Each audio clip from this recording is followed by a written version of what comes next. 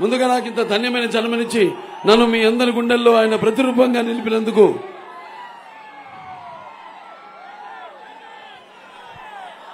యుగ పురుషుడు,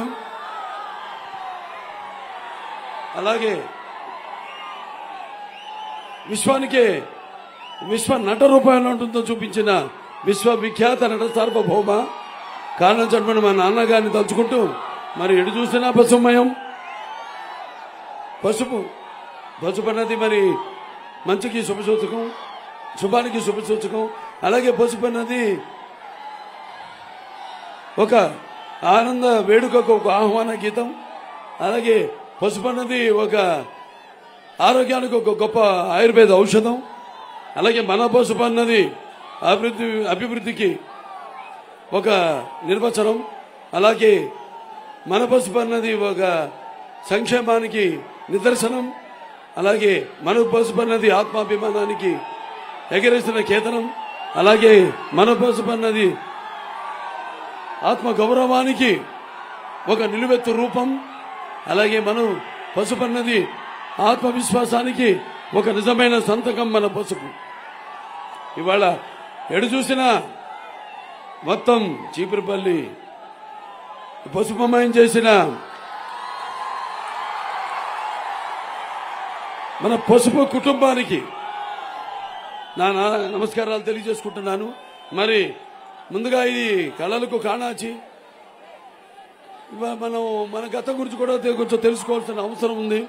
ఎందుకంటే అలాగే వాళ్ళ ఇక్కడ తెలుగుదేశం పార్టీ కార్యకర్తలేమి, అలాగే నాయకులైతేనేమి, అలాగే జనసేన నాయకులు కార్యకర్తలకైతేనేమి, బీజేపీ నాయకులు కార్యకర్తలైతేనేమి అంతా ఈ సంఘటిత శక్తి, మరి సంఘటిత శక్తిని ఎదుర్కొనే శక్తి ప్రపంచంలో ఎవరికి లేదు లేదు లేదు. ఈ సంఘటిత శక్తి అన్నది ఒక నిప్పుల ఉప్పెన. ఈ సంఘటిత శక్తి అన్నది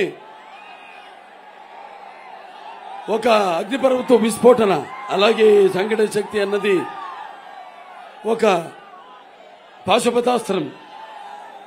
అటువంటి అందరి యొక్క కలయిక, మేలు కలయిక. ఈనాడు మరి ఇక్కడ అందరూ ఏకతాటిపై ఒకటే ఆశయంతో ఇక ముందు మన తెలుగుదేశం పార్టీ అధికారంలోకి రావాలి, మన రాష్ట్రం అలాగే మన గౌరవానికి, మన ఆత్మాభిమానానికి పునర్వైభవం తీసుకురావాలి అనే అకుటిత దీక్షతో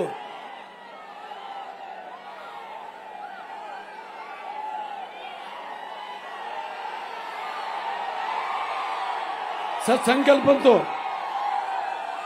ఇక్కడ ఉరకలుతున్న ఉత్సాహంతో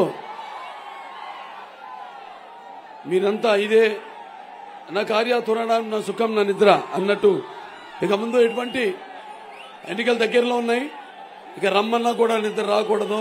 అందరూ ఇదే ఏకతాటిపై ఇక తెలుగుదేశం ఈ కూటమిని ఆశీర్వదించాలి, గెలిపించాలి మనస్ఫూర్తిగా కోరుకుంటూ ముందుగా మా నాన్నగారి రెండు మాటలు చెప్పాలి. ఎందుకంటే ఆనాడు మన ఆత్మాభిమానానికి, ఆత్మగౌరవానికి, మన ఉనికి కాపాడుకోవడానికి, మన ఉనికిని చాటుకోవడానికి ఆనాడు తెలుగుదేశం పిలుస్తుంది, రా కదలిరా అంటూ ఆనాడు తెలుగుదేశం పార్టీని నాన్నగారు స్థాపించడం జరిగింది. ఎన్టీఆర్ అంటే మన నటనకు ఒక నిర్వచనం. అలాగే ఎన్టీఆర్ అంటే నవరసాలకు ఒక అలంకారం అంటే, అలాగే ఎన్టీఆర్ అంటే నటనకి ఒక ఇన్ని పక్కన మనం ఇలాంటి పక్కకి అందరు కనపడాలి. ఎన్టీఆర్ అంటే ఒక నట విశ్వవిద్యాలయం. ఎన్టీఆర్ అంటే ఒక నవశకానికి ఆరంభ మంత్రం. అలాగే ఎన్టీఆర్ అంటే నూతన జాతికి ఒక మార్గదర్శనం.